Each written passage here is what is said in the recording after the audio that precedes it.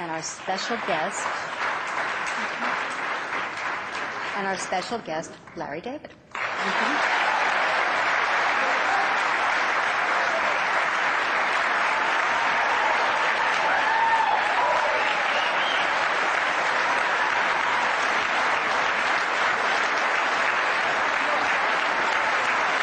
Is love. And I love you too. I love you too. Wow. Now that's a great welcome. Turn those cell phones off. I was in the theater last night. I just got this BlackBerry, and all of a sudden my wife says to me, "Did you turn it off?" I said, "Oh my God," you know. And I didn't know how to turn it off. I was thinking, if this thing rings, I'm going to throw it down the aisle. What am I going to do? And I guess it didn't ring. No, it didn't. Thank God. Yeah. Okay. Well, it's obviously incredibly great pleasure for me to be up here with Larry. I've been a huge fan of yours for an incredibly long time, as I'm sure everyone here is, and it's really an honor to have Larry with us. And I just want to make sure everybody understands the way we're going to work this. We're going to talk for a while, and at the end we'll do a little Q&A. Okay? Giving you instructions. Pay close attention. Listen. Tell them again. Well, they'll figure it out as we go along. Well, everybody knows Larry from Curb Your Enthusiasm. I'm sure everyone here has seen that show, which has become his second classic show, I would say. He's done two of the classic comedies of the current generation, which is quite an achievement. Do people tell you that all the time, Larry? Magnificent achievements. When I go to sleep at night, I can hardly believe that's all happened to me. Well,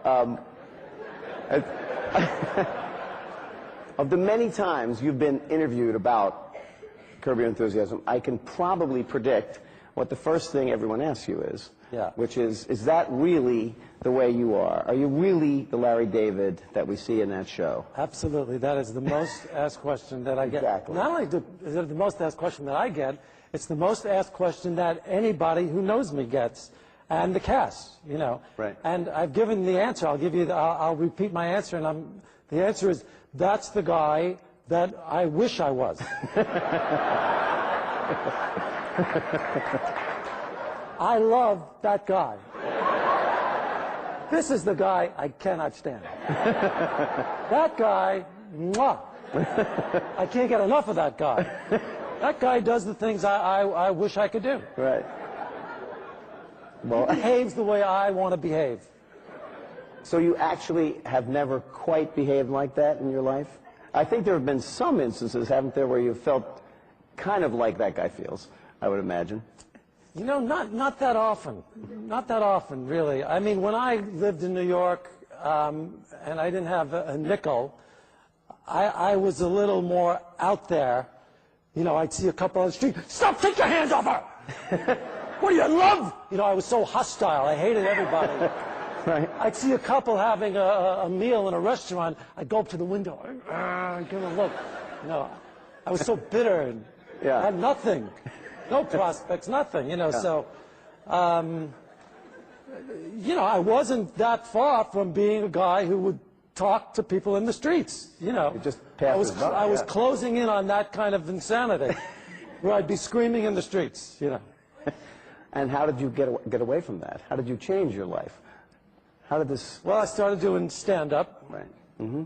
and that helped. And you yelled at the audience, though. Huh? Then you could yell at the audience. I did yell at the audience, yeah. Right. Famously, you had confrontations occasionally with the audience. Occasionally, I would have a little confrontation, yeah.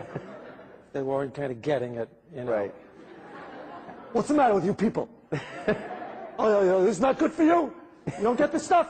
You know, I was insane. I read a thing once where you were at a club, I guess, and you were going to do stand-up, and you walked out on the stage, and you looked at the audience, and you said, "No, I don't think so." Yeah, Did that happen, really? yeah, it's true. I did it once. I was a Catch a Rising Star. They introduced me, and I came out. It was this big crowd. I kind of took a look at them, and I didn't really like what I saw. And I went, "No, I don't think so."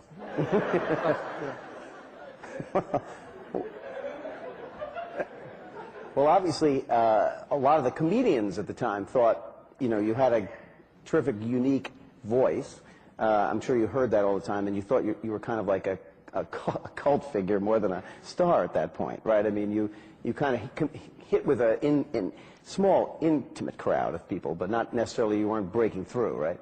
No, I was not breaking through. The comedians did like me, though. Yeah. They used to come in to watch me, which was nice.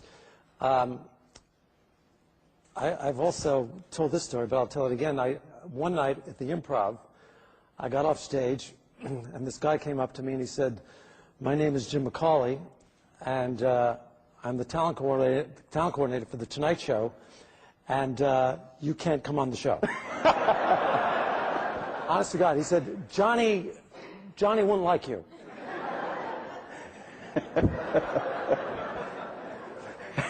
Had you dreamed, like many comedians, that you would be on The Tonight Show one day? No. You Couldn't care less. Couldn't care less? Couldn't care less. Really? Yeah. Really? Because you didn't think that was the kind of act? I just didn't give a shit about being on The Tonight Show. Well, if we had seen your act in those days, would we recognize the comedy that you do now? Was it that kind of an act? Was it a... It was eclectic. Mm-hmm. You guys know what that word means? I don't know. You know, I was younger then, and I wasn't married.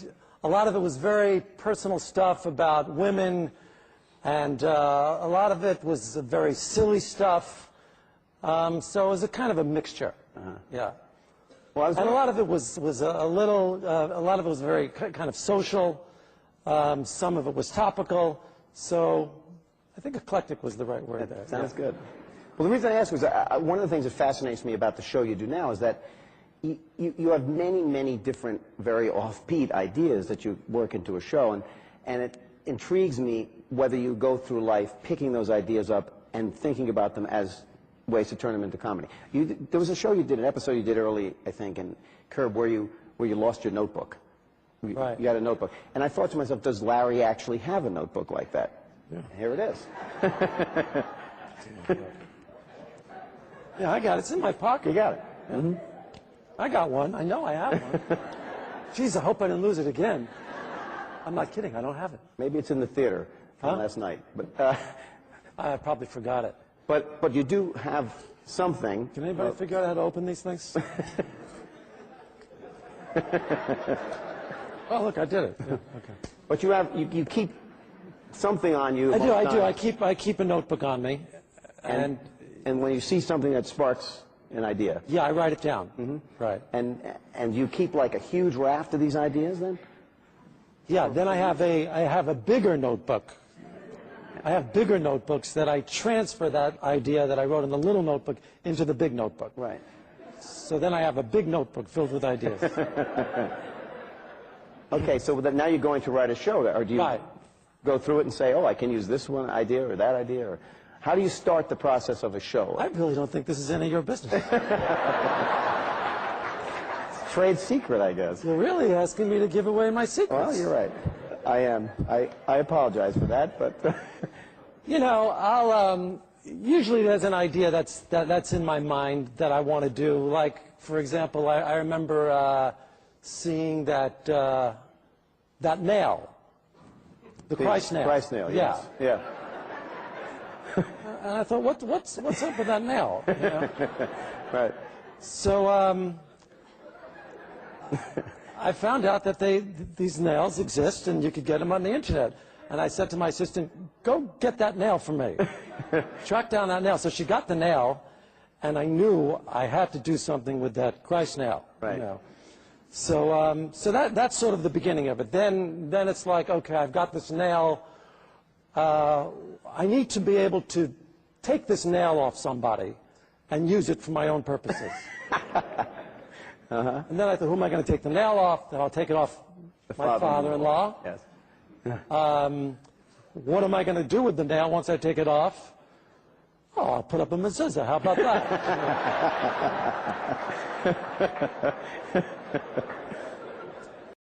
And so it kind of works. It kind of works backwards from that initial great idea that you have to have. Right. before you can start, you know. So if I don't have a great idea, I can't even do the show. Well, but one of the things I think is fascinating, your shows, and it was true of Seinfeld too, have plots that tend to be very dense. A lot is happening, and you then bring it together at the end. I mean, is that like something you consciously are doing all along, like saying, well, I'll weave this, and then at the end I'll come to this end point? Yeah. I mean, it seems like it's a very challenging thing to pull off, but... It is. I first started doing it on Seinfeld, and I actually even remember the moment that it happened. It was in the busboy episode. It was one of the very early shows, like the 6th or 7th show that we did. And Elaine was with this guy from Seattle, and she wanted to get rid of him. And then George, the busboy, set the table on fire or something, you know. And then all of a sudden the busboy met the guy from Seattle in the hall, and they had a fight.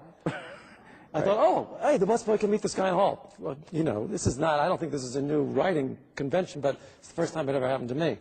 So I kind of like that. And then that coupled with the fact that I had 4 people on the cast who I needed to keep happy. Right. I couldn't stand the actors kind of sulking around on weeks when they didn't have much to do. And they would sulk. So I thought, I'm going to give them all something really juicy every week so these guys can be happy, I'll be happy. And so all of a sudden I started to write 3 stories and then 4 stories. And even if I wasn't writing 3 or 4 stories, I had something for them to do, even if it was 2 or 3 stories. Everybody had something.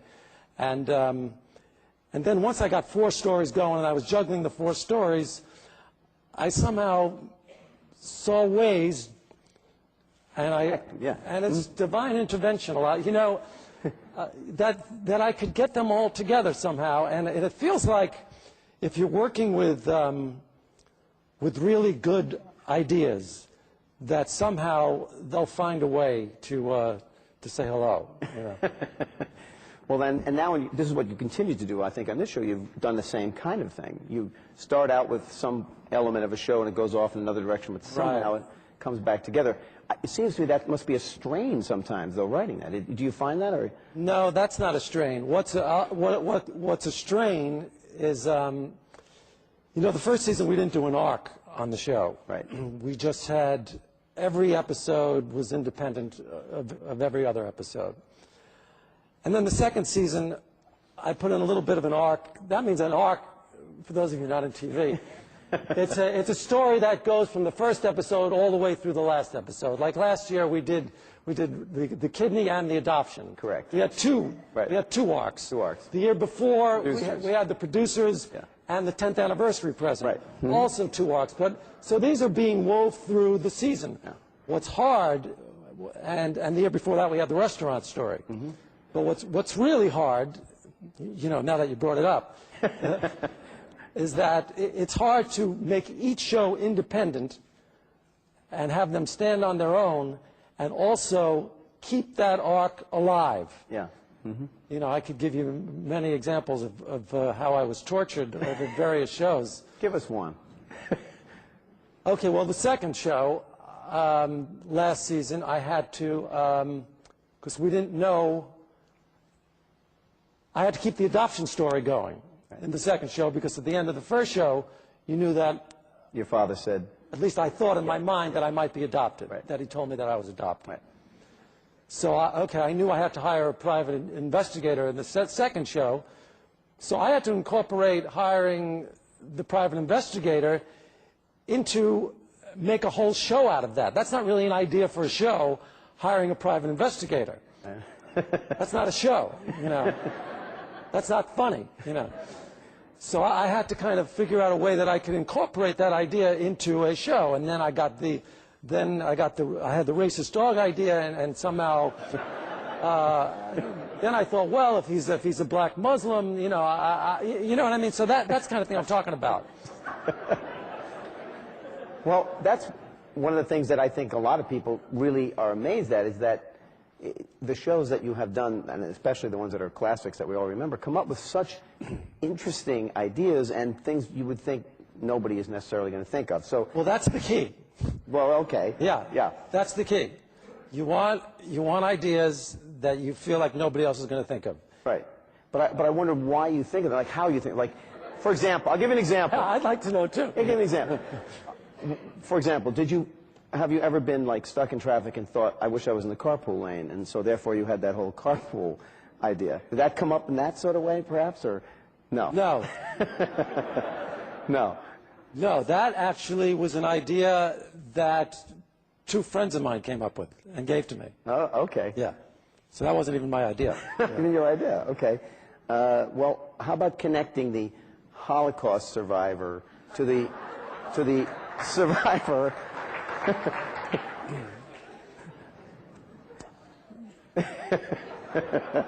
You know, we just talked about an idea that somebody else couldn't come up with. I couldn't believe that nobody else had come up with that idea. Yeah, so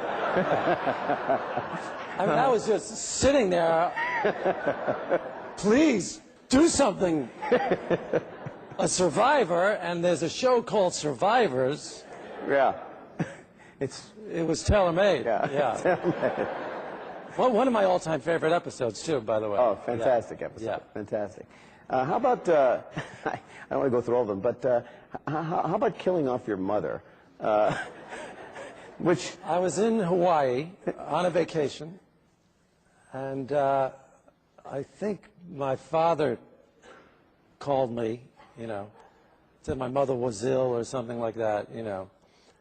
Then I started thinking that she wouldn't want to ruin my vacation.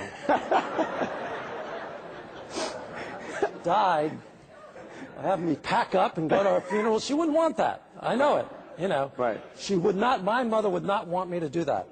So I thought, I've got to kill my mother. Yeah. And then, of course, take advantage of that. The fact that... That I didn't realize was going to happen until I started writing.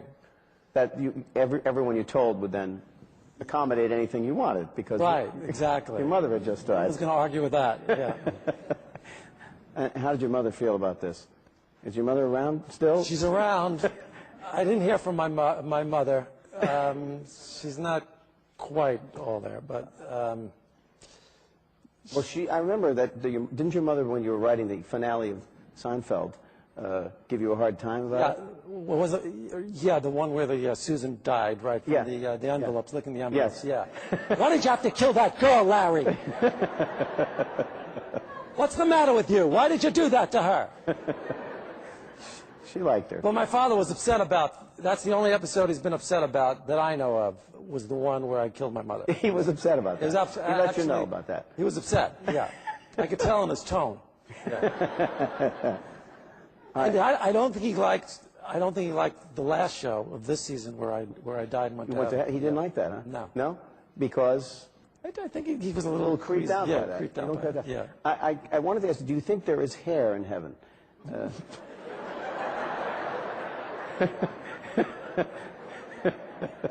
Well, you know what?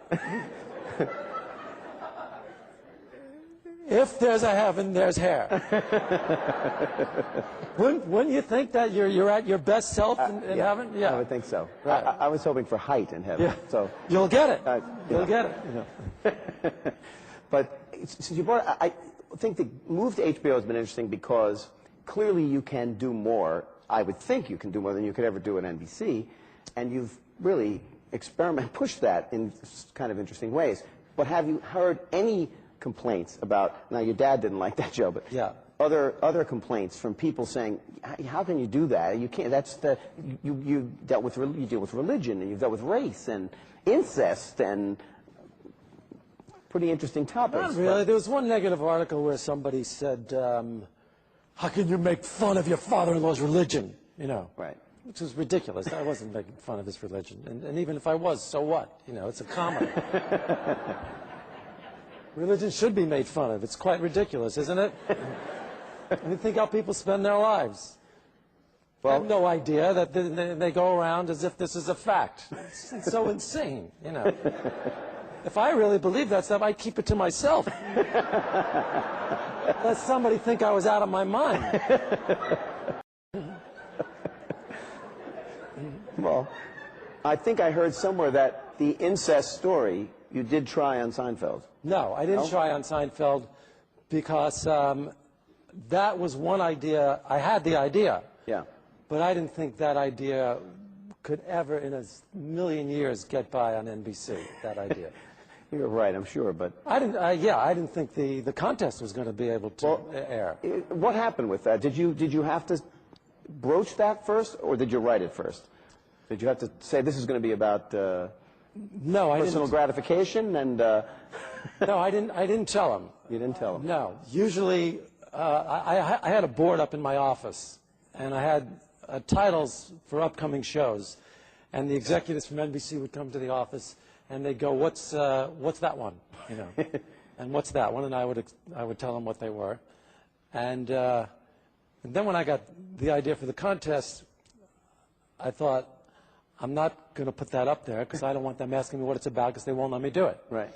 So I wrote the show, and the first time they saw, and by the way, I had built myself up into such a state that I was prepared to leave the show if they didn't do it. Mm-hmm. I would have quit the show. And I built up this whole Jack story in my head, you know. So they came to the read-through, and they liked it. I couldn't believe it. And in fact, that was a show they kind of used to make the show break through. You were on Wednesday night in those days, and right. behind Home Improvement, and not a hit show. Actually, no, we weren't a hit show. Yeah, but I could care less about that too. Yeah. You didn't care about being the number one show. No. How about when you became the number one show? Wasn't that nice? Yeah, it was okay. Well, I can remember them calling me up to tell me I should not miss this show coming up. The show, Really? this show would be the show that everybody was talking about. Yeah, yeah. And let's face it, it now plays probably at 4:30 in the afternoon, someplace. I know, it's wild. So it's obviously quite well accepted at this point. But when we moved to Thursday night, people were acting like there was peace on earth, you know. Oh, we're moving to Thursday night. You know, so what? And I said, if they weren't watching on Wednesday night, I don't want them watching on Thursday night. Who wants to pick up new people who couldn't find us on Wednesday night? I didn't want them. Well, they showed up, whether you wanted them or not. I guess they did, yeah. But let's talk a little bit about the technique of Curb, because it's obviously quite different, and I guess many probably know that Larry just writes, about a 5-page outline for the show? 2 pages off. I'm 2 pages off. Yeah. 7 page. Yeah. 7 page. First year it was 5. Oh, all right, okay. You were right about that. And then, because I'm so paranoid, I'm never going to have enough material. I never want to be short on a show. Right. And I always live in fear that I'm going to be short. So second season I started writing 6 pages, and then 6 to 7 pages, then 7 pages, 7 to 8 pages. The Survivor episode we talked about earlier was 9 pages.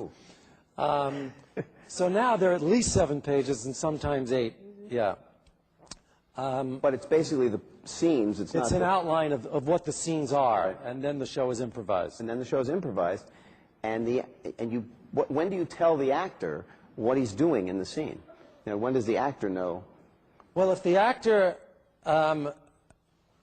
usually the actors audition, so I'll read with them at the audition. Okay. And that's when I really know that I feel secure in that somebody I like is doing the part. Where it gets a little tricky is if you give out a part to a celebrity. Right. Which you do often. Yes. Not often, but once in a while, yeah.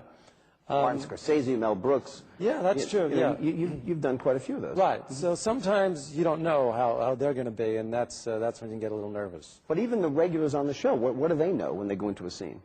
Oh, well, Cheryl... What does she know? Cheryl doesn't know anything, really. Yeah. Perhaps that's best. She started asking me for the outlines in the first year. I said, just show up and I'll tell you what to do. You know? And so you tell her at the beginning of the scene, here's a scene, and you and I are arguing over car keys or something. Yeah, very often. That's how it'll work. Yeah. And then everybody's just winging it, basically. Yeah. But I'll tell her things that she really needs. I said, don't forget to ask me about why I'm wearing the same pants as I wore yesterday. Right. Something like that. Yeah.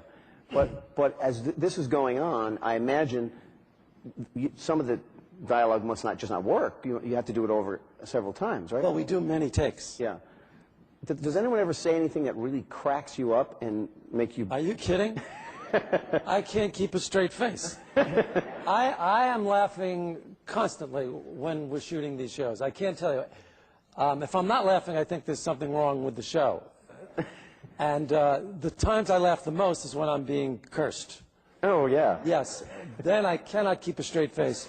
You fucking asshole! Right, yeah. Nothing makes me laugh more than that. It's unbelievable. I don't know why that is. But as soon as anybody... Now, you remember that montage at the end of the final episode this year? When, yes. When all those people cursed me? Everybody Every one of those cursed, yeah. scenes I laughed at. Every single one. When people are calling me names. I especially liked you getting cursed out in heaven. I thought that was a great touch. But I wondered if the actors ever, like, feel sort of insecure because they don't know what to say, and you have to sort of pull it out of them. I mean, it's not their usual technique, right? I mean...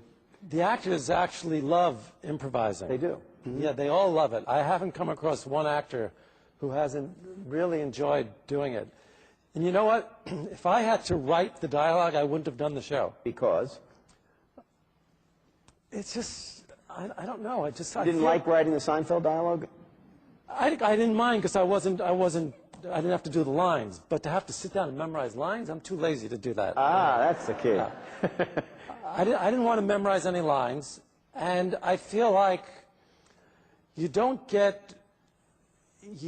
see, because the special that we did when we first started was a documentary. Right. Mm-hmm.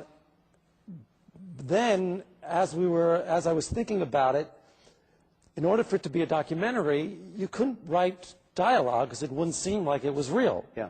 It would seem like we were acting. So we had to improvise it. And there's something about that that really makes the show what it is. Mm-hmm. Because also, I get to do kind of stand-up at the same time that I'm performing. You know, I'll think of something and I'll be able to do it. Uh-huh. I don't know that anyone's done this before, but it seems like an interesting new approach to comedy. I mean, many of the best comedians have done improv, so they're comfortable, I guess, doing improv. And did you do improv, or you just do stand-up? And I just did stand-up, but I took one improv class while I was doing stand-up, and I kind of liked it, and I thought, that's fun to do. Mm-hmm. And I thought I could do it. Acting, I didn't think I could do, because it just seemed so boring to me. Okay, now it's my turn to talk, you know. Well, is that why you virtually never appeared in Seinfeld? I mean, you never wrote it yourself really in, other than... Well, I was so busy. Yeah. I didn't care about being in the show. People really think like I was so desperate to be in the show. I didn't care, no. No. But after Seinfeld was over, you did think about getting back into performing. Yes, that's how Curb started. Yeah. Because I was going to do stand-up, and that was the genesis of Curb. Right. But you never did. Did you ever go back on the road or anything? Or? No, the only time I did it was for that special. Only in that special? Yeah, I wrote material for that special, yeah. But a lot of former stand-ups say, oh, I love stand-up, I'd love to do it again. Would you love to do it again at any point, or you feel like that's something you've done and you don't have to do it anymore? I feel like if I had the material in my house, I would do it, you know. But I guess I'll do it again. Yeah, I will do it again. Mm-hmm. But I don't know when. Not for a while. Well, it's nerve-wracking. It's more... Now would be better. You know, they love you. There's love here. Me. Yes. So, but before, when I was doing stand-up, and I would get introduced, I was such a nervous wreck I couldn't even breathe, you know. I'd come out to a group of strangers that had no idea who I was, and I'll tell you something about good-looking people. We're not well-liked. That's how I started off my show, you know. It was all downhill from there. Well, but obviously, I mean, you as a young person, you must have thought you were funny at some point, right? Did you? How old are we talking about? I don't know. That's what I wonder about. When do you decide or realize I'm a funny person? when I went away to college. Not till you went away to college. Not till I went away to college, yes. I had to sort of get away from Brooklyn and my friends in Brooklyn who I had known since I was like 8 years old. And I had no idea that I was funny. I never said anything funny or did anything funny. I would do impressions in my house and stuff like that, but never felt like I was a funny person in particular. And then for some reason I went away to school, and I started to make new friends, and they started laughing at me. I was kind of shocked, you know. I said, hey, that's kind of cool. These people, I guess I'm funny, you know. And most of it was very self-deprecating, because I started to date is what happened. Ah, that's the case. I started to date, and I was such an unbelievable loser that I would go on a date and come back to the dorm, and everybody was interested in what happened on my date. So I would sit there and talk about the date, you know, and that seemed to make people laugh. It was pretty funny. But it's funny because a lot of the time, other comics that I've talked to would say, well, you know, at 10 years old, I would say something and my family would laugh, or at 12 years old. That didn't happen to you. You were not. No, I was not the class clown. You didn't do anything in the family to make them laugh, or really. I don't think my family would have laughed even if I tried. You know. So no, not really. My mother didn't laugh. I never saw a laugh. Never. You could not make a laugh. It's like she worked in a diner or something, you know. She wouldn't crack a smile, you know. My father, no, didn't. My father was a happy-go-lucky guy, but satire was not his thing. Uh-huh. So what were your comedy influences then? I mean, I know you liked Phil Silvers. I know that. Yes. Right? Yeah. How about Abbott and Costello? A lot of the. Yeah, I loved. You used to watch the Channel 11 reruns and. Yes, all the time. All the time. Yeah, I loved Abbott and Costello, but I wouldn't call him an influence. I didn't want some guy smacking me in the face. You know? But I'll tell you who I loved was Bob and Ray. Oh yeah. Yeah. Mm-hmm. I love Bob and Ray. They destroyed me, Bob and Ray, and.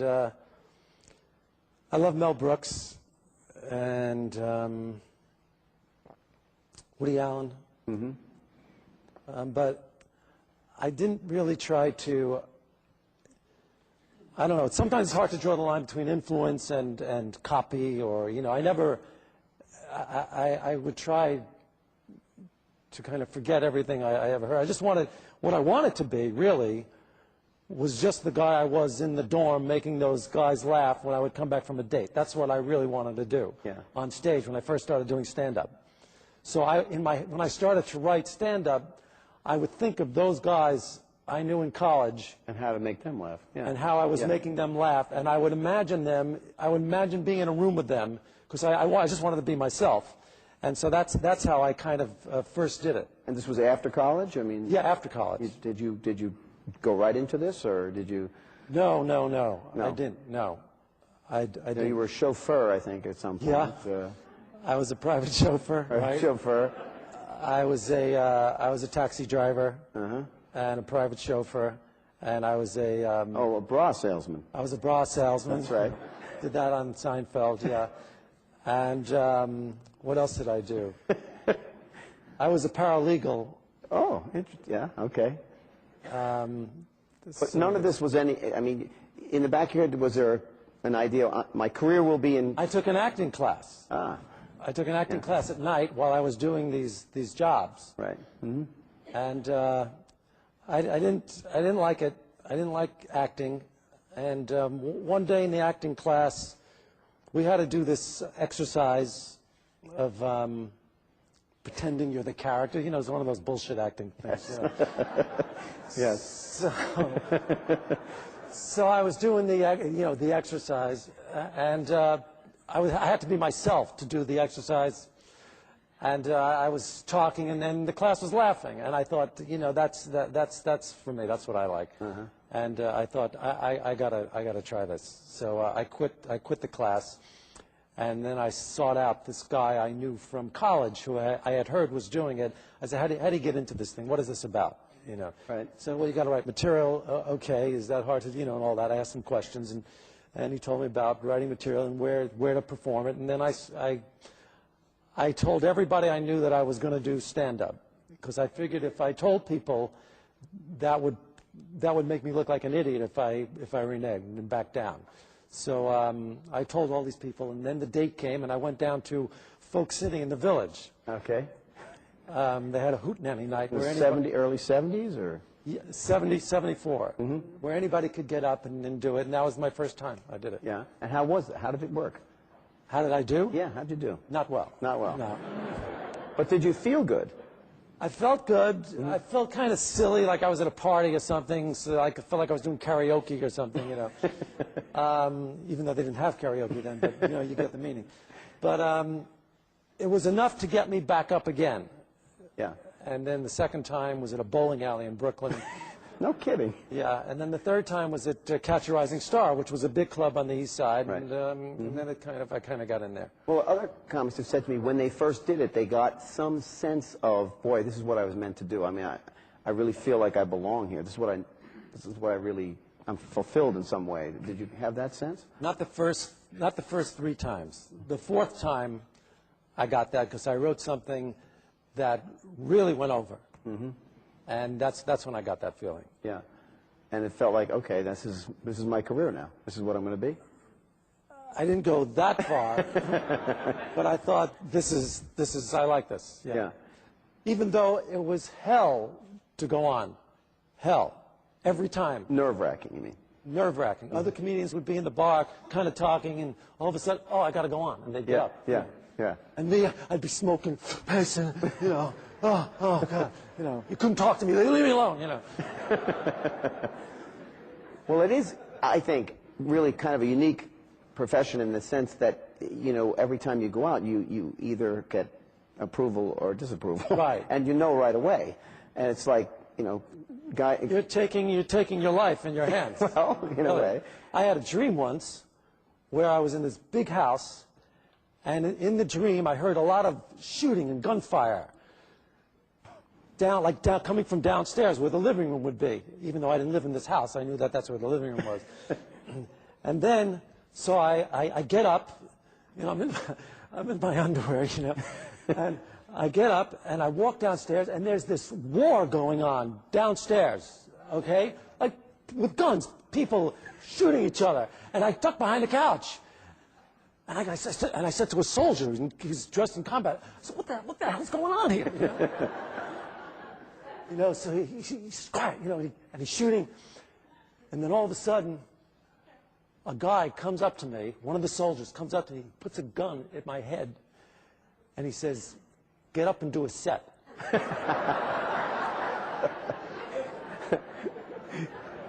There was a little stage area off to the side with a microphone. And I go, what are you, crazy? There's a war going on here. I can't get up there. Just get up and do a set. He puts the gun to my head.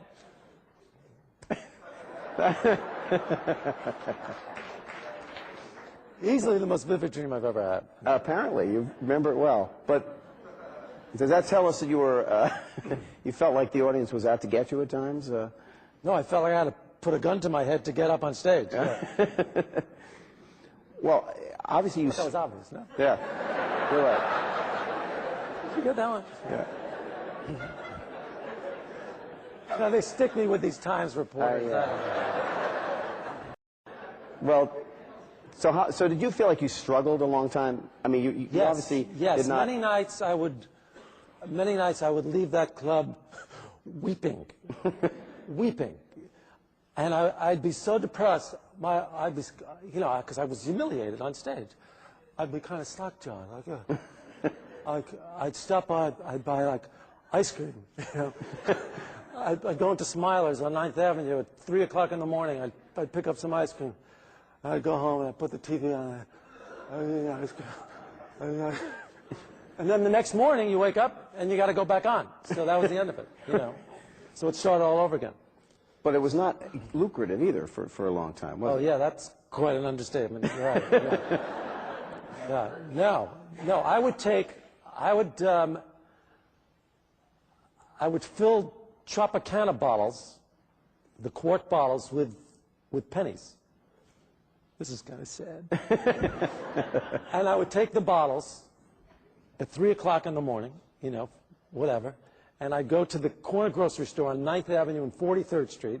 I lived in Hell's Kitchen. And there was a store where all the prostitutes hung out in, this grocery store. And I would go into the grocery store with my Tropicana bottle, and I would empty the pennies on the counter, and I would get a can of Chef Boyardee. And that was my life. And I'd buy the can, count the pennies, and take home my pennies, take home the change. So pathetic. And it didn't build character either. You know? It's supposed to. It's supposed to. But it didn't work. I still had no character. Yeah. And didn't you kind of resent the rich people, the people who'd made it? Couldn't understand how anybody could make money. I'd walk on the streets. I'd look at all these apartment buildings on Park Avenue and West End Avenue. I go, where did these people, how are they getting the money to live in there? What are they doing? How did they all have money? How are these people getting in cabs? Where did they get the money to get in a cab? I didn't know. It was a mystery to me. Well, I know because there was a sense that when you became successful, some people thought, well, Larry won't be funny anymore because you kind of used that sense of maybe resentment or despair or whatever. Yeah, it was. It inspiration. fueled some hostility that I had, but you'd be surprised. It was an easy transition.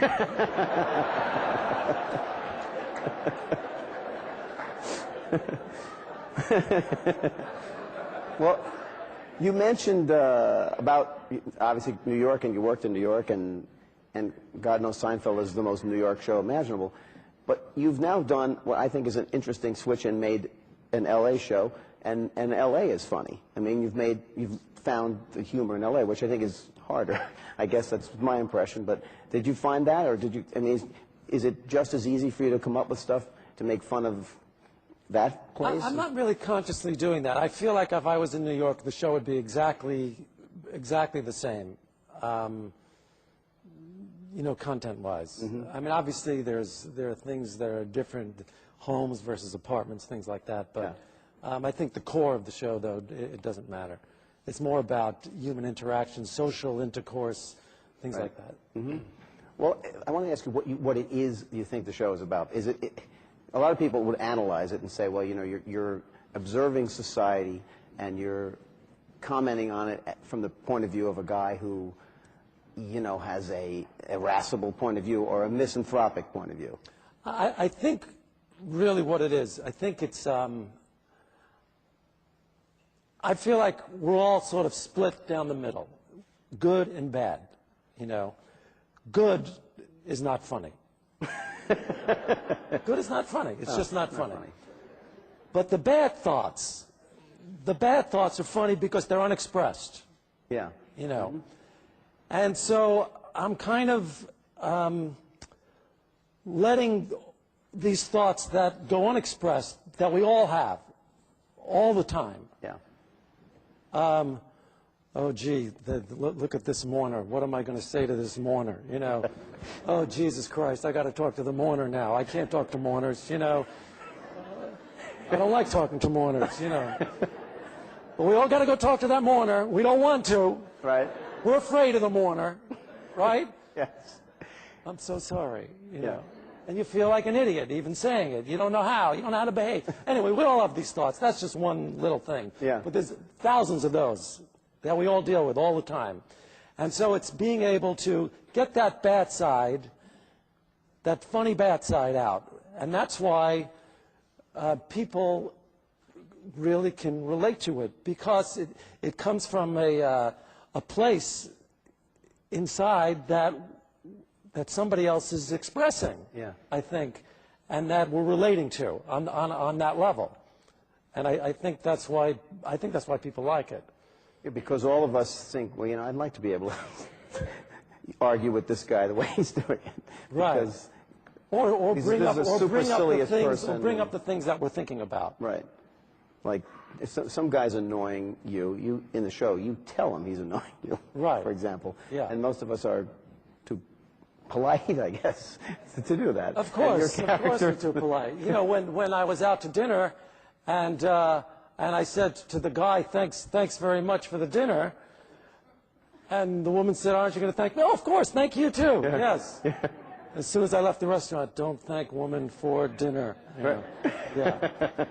In the Notebook. In the Notebook, don't thank woman. In the Notebook. Yeah. So on the show, I don't thank the woman. Yeah. In life, oh, thanks so much. You know.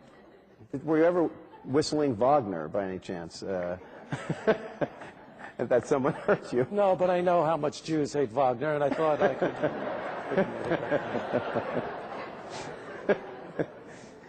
Have you thought about? Does it ever give you any pause to think about sort of the cultural impact you have had? No. You don't think about that at all? Never. Yeah. So I don't think this is a show you wrote, but I was at church on Christmas Eve, right? And the priest is giving this very serious talk, and in the middle he says, and yada, yada, yada. And I'm thinking, this is amazing. This is amazing. Yeah. And no one batted an eye. Of course, we all have heard that, and now it's... And there's so many of those. I mean, Seinfeld must have 20 catchphrases that have sort of entered the language, and I don't know how many you personally wrote, but... First of all, never once did I ever sit down thinking, got to come up with a catchphrase. Never. Not even master domain? No, just only because it was funny did I use it. And a good euphemism. Yeah, yes. A good euphemism, which we needed in that show, yeah. Yes. Yeah, so no, I didn't write master of your domain so people would go around saying you master of your domain. Yeah. And if I read a script by one of the other writers where I thought that they were trying to inject a little catchphrase, I would take it out. I wouldn't use it. Mm-hmm. So they were all organic to whatever the show was. But if you hear them in general use now, do you say to yourself, wow, not that there's anything wrong with that. I mean, people will say that routinely. You know, I mean, it's like routine now. I said it myself. You just did it the other day in the column, right, yeah. So it's like this thing that's transferred into the culture. Yeah. Well, that was a particularly good one. Not that there's anything. That's right. Did you write that one? Yeah, well... you had a hand in it. It's a controversial subject, so... I should have known. But, no, it just strikes me that as a, you were stand-up, you did all, and then you became a writer. You didn't really think of being a sitcom writer before. No, never once did I think about it. It just happened this way, organically. It happened because of my relationship with Jerry. We were both comedians, and right. He was getting popular from his Letterman and Tonight Show appearances, and NBC wanted to do a show with him. Right. And then he approached me at Catch a Rising Star, and we went into a grocery store and started talking about the products, and this is what the show should be. Well, the famous pitch show is somewhat like what you did. I don't think it's exactly, but you went in and said, well, we have this show. It's not really about anything. It's just absolutely talking. Yeah. That was the show, and then all of a sudden the executive said, well, no, we think it should be because we pitched like a one-camera show, like Curb, actually. Yeah. And then they said, no. They said this is a three-camera show. Hold it. No. This is not the show. That's not the show. We're doing a one-camera show. And I turned and, the room fell silent, and I looked at some of the Castle Rock executives who produced the show, and, what is he talking about, But eventually they got their way on that. They did? Yeah, they did, which was good. Which was good, because one of the things I think is interesting, in Curb you don't have the sort of, feedback that you would get on stage in Seinfeld. Right. When you know something's funny because the audience in the studio is laughing, you're doing it without better. I like it better. You like it better? I do like it better because on Seinfeld there were jokes in the show because the audience is there. Well, whether or not they're, I don't really like jokes all that much, writing jokes, but there are times for the audience to laugh. Yeah. and if they're not laughing, then you feel like it's not working, so you have to change the line because you felt the line didn't work. And I didn't really like that process of having to live up to these audience's expectations of a line, you know, and so I like it better without an audience and just saying whatever I want and not even knowing where they're going to laugh. Right, so, and it's kind of, if they laugh, they do. If they don't, they don't. Yeah. Exactly, yeah. I wanted to ask you about a couple of things that I find sort of surprising about maybe about you or one of them is golf. Golf, yeah. I would not think automatically that you would be an avid golfer. Yeah. But yet, how about this? I'll give you another thing. You would never think that I could ride a horse, would you? Well, I guess not. I can ride, yeah. Yeah, see, I'm defying your expectations a little bit. Yeah, yes, you are. But how did you get into golf? Because I went to this camp when I was 14 and 15 that had a 9-hole golf course at the camp and had riding stables. Both. Yeah. So it was an activity that we had to do in the camp, was to play golf, and the game has tortured me ever since. Because I never really was good at it, but there's something very addictive about it that I can't break. And you've really managed to mine it, because I play a little bad golf, but I mean, if you do play golf, you know, if someone has a good club, you know. Right. Well, it's my passion, and I don't know, you know, I got to have some hobby, otherwise I'd be abnormal. Is that why Kramer was a golfer, because of your interest in golf? You worked that into Kramer. Well, another one is, are you a fan of Gilbert and Sullivan? I love that movie. Topsy Turvy. Topsy Turvy. Yeah, great movie. Yeah. Yeah, I love that movie, and I love that what you're talking about is Three Little Maids from School. Yeah. It's one of the music pieces that we do on the show. Dun, dun, dun, dun, dun, dun, dun, dun, dun, dun, that one. Yeah. So that's what he's referring to, and so that's from this Gilbert and Sullivan Topsy Turvy. Topsy Turvy. It's the Mikado. The Mikado. Yeah. I love that piece, and that it seemed to work for the show. Yeah. I remember being stuck one time for a piece of music, and all of a sudden I said, why don't we try this? And we put that in, and it worked great, and we kept using it. That was like in the second season. What about the theme song? Where did you get that? The theme song I heard on a bank commercial in 1997. All of a sudden, I'm watching TV. This commercial comes on, you know. Yeah. And I was like, "What? Oh my God!"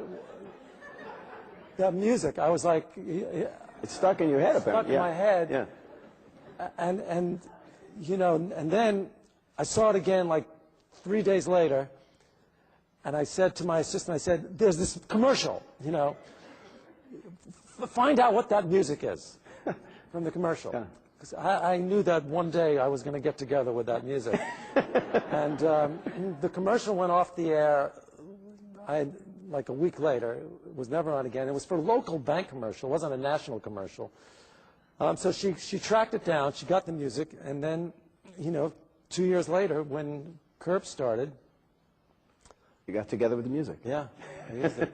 Well, are you interested in musical comedy? I wondered about the producer's thing, and I thought, well, here's Larry basically doing a song and dance number in the show, and I wondered, are you? You know, I was like in a hidden. No, in the 5th grade, I did a little thing where I sang, and I haven't done it since. And then I went to see the producers around the time I was starting to write that season. And I'm kind of watching the play, and all of a sudden, I'm thinking, boy, that kind of looks like fun, you know? And that's what's so great about what I'm doing, because I could actually take something that looks like fun and make it fun. Like, you know, George working for the Yankees, for me, would be fun, because I was a big Yankee fan. And so that's how I got that idea. But that was so hard to pull off. I had the assistant choreographer came to my basement to do the dancing, to do the choreographed dance. That is the hardest thing I've ever done in my life. You know, I'm telling you this. With the hat and the cane. The hat. I didn't know what the hell I was doing. It was so hard. And they came 5 times. I really worked on it. And I had voice lessons, you know, so I really got into it. But that was, I'd say, out of everything, of all 5 seasons of the show, that last episode of The Producers, that was the most fun that I've had on the show. Really? Being backstage with the cast. Real cast, yeah. The real cast, Yeah. backstage in that theater. And they're all going through their vocal, limbering up and doing the vocal exercise. Look at them, what the hell are they doing? So that was the most fun that I had until tonight. Oh, good. Now, I have to ask you one question from my wife, because she asked me to ask you a question. She's out there somewhere. This better be a good question. I'm going to insult her. Oh, okay. She wants to know, well, my real-life wife wants to know if your real-life wife is as patient with you as your television wife. God, no. I wish. I wish. Yeah. No, I'm married to a Jewish woman. Oh.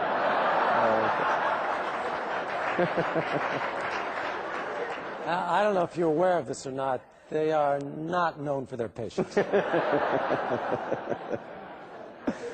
So we're getting an idealized performance out of Cheryl. Getting an idealized version of a wife. Yes. Okay.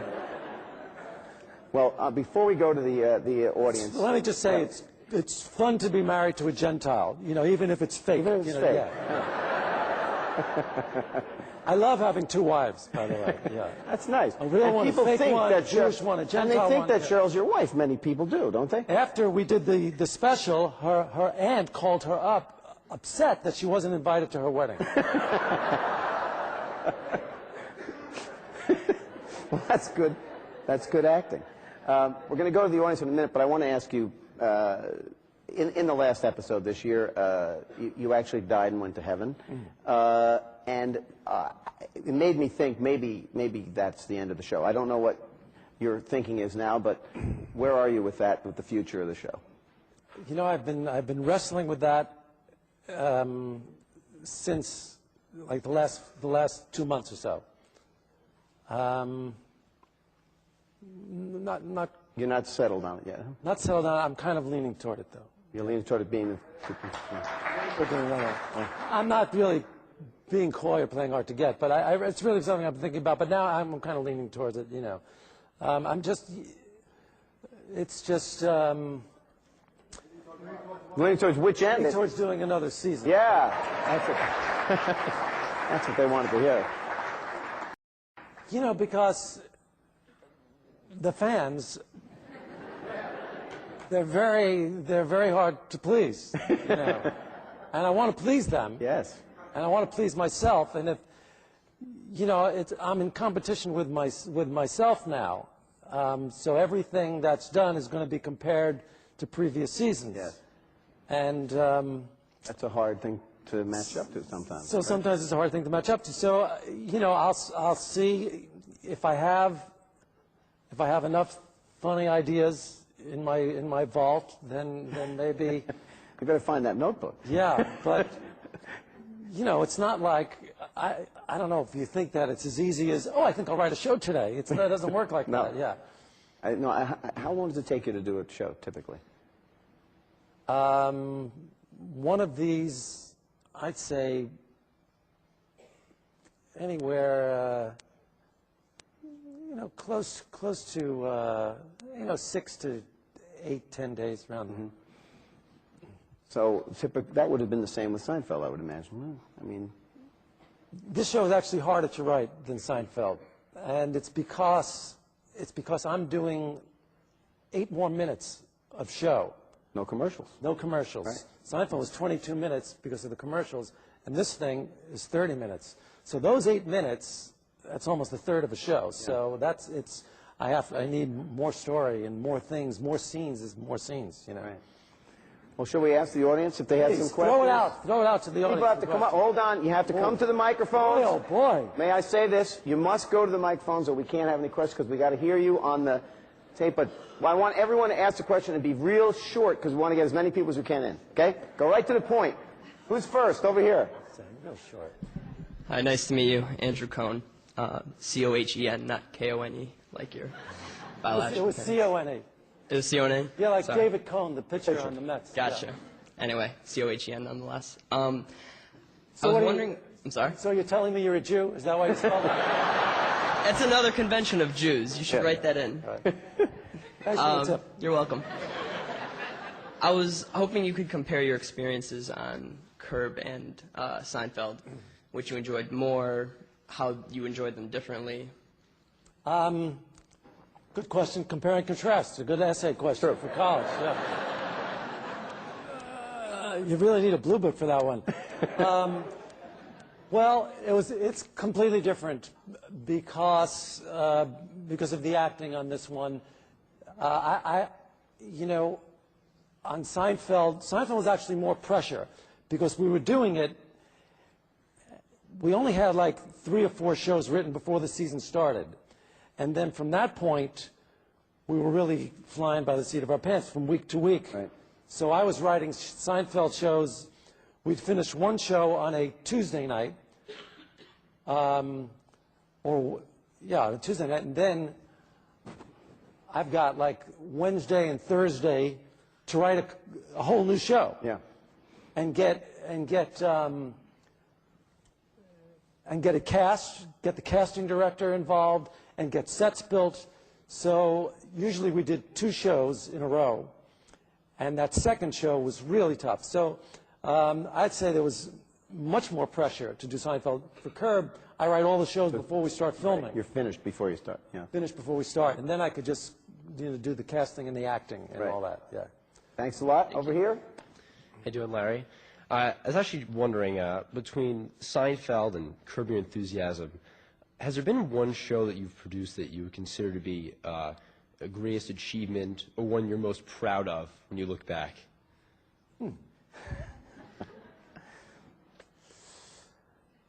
No, I don't know. You know, I know on Seinfeld the contest got the most attention by far.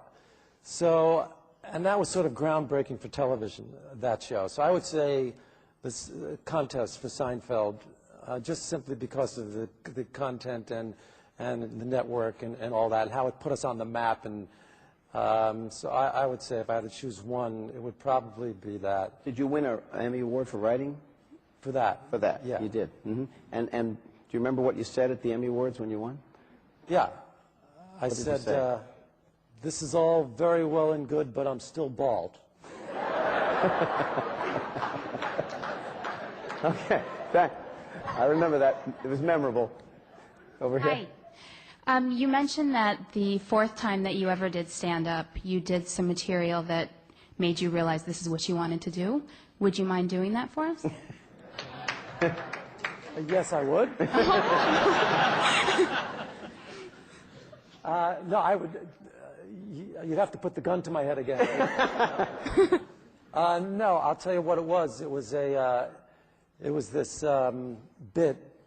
Again, we return to my theme of masturbation, and it was about a 14-year-old kid being caught by his mother and put on trial. So I reenacted this entire trial with the mother. I put my mother on the stand. Testimony. And then I testified. I had steel balls like Humphrey Bogart. You know. Sounds good. Yeah. Okay, over here. What is the derivation of the title "Curb Your Enthusiasm"? I was in kind of title mode. I had to come up with a title for the show. So whenever you have to come up with a title, your mind always drifts to things that could be a title. You'll be in a conversation with somebody. You've been in a conversation with people, and they say, oh, that would make a good title for something, right? They never say specifically for what, but for something. So I was sort of in that mindset, and then I don't know how, I can't remember the moment where it came up, but I remember being struck by those 3 words because they said so much to me, you know. Not in front of me, if that's what is really what it meant. So I think there was something to the title. The title actually said something which I liked, and it was funny. Yeah. Over here. Hey, I'm an especially impatient Jewish woman because I went to yeshiva, and I was wondering when that would pay off for me, and then the ski lift episode aired, and I understood Shkia Sakama. And it was even said properly. Even said properly. Yeah. She knew her stuff, that gal. She knew her stuff, but She's referring to the episode where I'm on the ski lift with the woman and she jumped off. Yeah. That was my favorite episode of last season. yeah, the head covering I have a question about, but I think I know why. But I was wondering, who are you writing for? Who's your audience? Who do you see as your audience? To tell you the truth, and I hope it doesn't sound pretentious, I'm just writing for myself. Mm-hmm. So I'm just trying to make myself laugh. Mm-hmm. Honestly, that's all I'm doing. Mm-hmm. And I figure if I'm laughing, then maybe somebody else will laugh. You know? But I was also, I remember reading, I think one of J.D. Salinger's books, in one of the characters said the same thing about writing, you know, and that stayed with me. Mm-hmm. Yeah. Okay, over here. A lot of writers say that they don't have a lot of control in the writer's room, and I just wanted to hear if you had a lot of control on Seinfeld when you're doing it. And the other thing is that Susie Essman says that people will come up to her like in Zay bars and ask her to tell them to F off. And I was wondering if you had similar type of experiences where they want you to be in character. Or... No, not like that. No. But Susie's told me that. What was the first one? Being control in the writer's room. Yeah, because first of all, we didn't have a writer's room on Seinfeld. There was no writer's room. I had never done a sitcom before. I didn't know there was such a thing as a writer's room.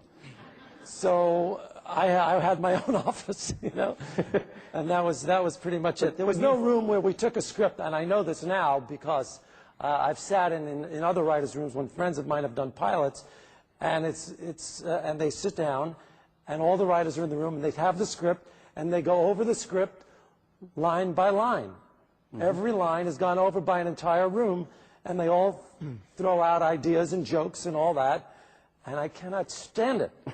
I couldn't stand it. People are there till 3 o'clock in the morning doing those things, you know, and I never thought it was a good idea for 12 people to be writing a show because there's no personal stamp on it. I didn't get it. You know, this way, you know, if I was doing, or, you know, Jerry and me, we'd work together, and so we had total control of the show together. We never went into a room with 12 writers. Sometimes we'd have meetings where we'd bring the writers in to go, you know, we need to like move this story along. Anybody got any ideas? Yeah. But ideas certainly, but never for line by line writing. No. Mm-hmm. Thank you very much. Okay, over here. Hey, Larry. First of all, I want to let you know that your Larry Davidisms just follow us. When I'm late, I tell my wife there was a stop and chat, and it's just normal that I just say that. So thank you for that kind of thing. What I'm afraid to do, though, is the Larry David stare. Could you tell me how you came up with the Larry David stare, and when you think somebody's lying and there's no improv there, they're just looking, you're looking, and then, okay. Yeah, it was one episode in the second season. I think it was the one where the gardener, that if I tipped the gardener or the waiter. Oh, the waiter, yeah. When I tipped the waiter, yeah. And I thought I had tipped him twice. Right. And I thought he might be lying to me. So you gave him the once over, and all of a sudden it kind of got. Yeah. So that's how it started. And then every time I thought that somebody wasn't telling me the truth, I would try and look into their soul. Great question. Over here. My question was about the title of Curb Your Enthusiasm, which somebody already. Yeah, you're late. What are you doing? Yeah. That's old news. Come on. No old news. No, because it's. You're still going to go with the question? We already did it. What are you, nuts? It was a good question. How come you're not racing for another question right now? I got another question. Yeah. All right. I got another question. Get it out. How did you find Shelley Berman? What had he been doing all these years? I mean, he was out of the limelight for so long. I don't really know. We were talking about Shelley earlier. I needed somebody to play my father, and the casting director comes in with a list of people, and his name popped out. Bring him in to audition. He auditioned. He was fantastic in that scene where I said, you I said, where? You didn't call me? Yeah. Right. You didn't call me, you know? Yeah. Your mother didn't want to disturb you. Yeah, Yeah. exactly. So we did that scene. He was great, and then he left, and I said, well, this is it. And I walked outside. I said, you got the part. You got to lose the toupee. He wears a toupee. Yeah. He said, it's gone. So that was it. Yeah. Okay, over here. I want to know how much of a head start you have, since you write the 7 pages for the outline of the episode. How much of a head start do you have in terms of improv for the show? How far ahead are you thinking of lines?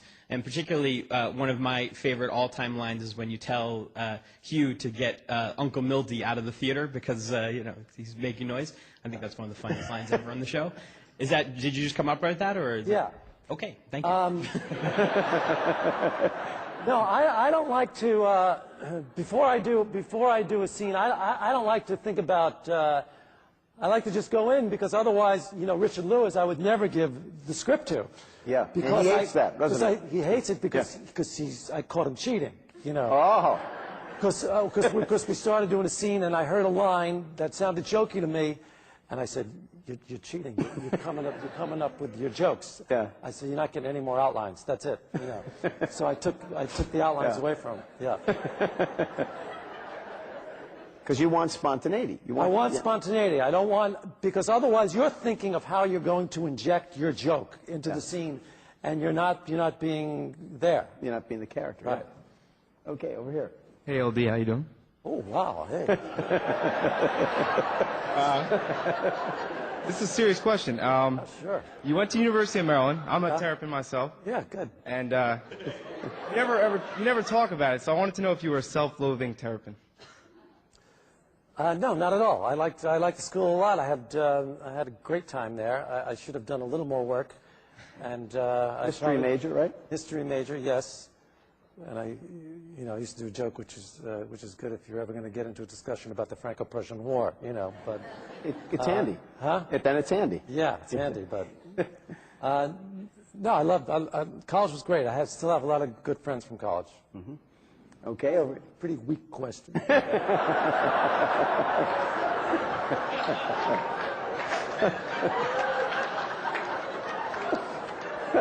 Yeah. See, I hope you have a better one. Sorry. See. I'm going to feel guilty all night now. There you go. Hi, Larry. I'm a huge fan of the show. I'm just wondering how much fan mail do you get in which people actually suggest episodes for you to create, plot lines? Oh, for this show? Yeah, for Curb. As I was coming out of the hotel tonight, somebody stopped me on the street with a piece of paper. Here, take my story. Yeah. I said, I can't. Yeah. No, all the time. Mm-hmm. All the time. But I don't want anybody to send me anything because I could have the same idea, and then if I use it, then they're going to think I stole their idea. And, I don't need that. Right.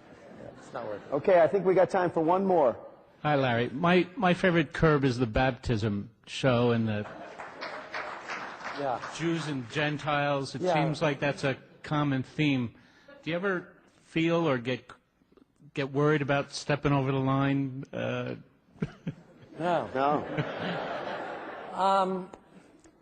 No, I don't. I feel like I'm walking right on it. I got my pole, and that's and if I am over it, I'm not over it for me. First of all, it's on HBO for one thing, and people are paying for it. They're watching it because they want me to do that kind of stuff. Mm-hmm. Otherwise they can just watch a network show. Watch George Lopez. Yeah, well, or whatever. George's a good guy. Yeah. But no, I don't think I'm over the line. And if people feel that way, they don't really have to watch it. Would you ever do another network sitcom? No. Never. Never.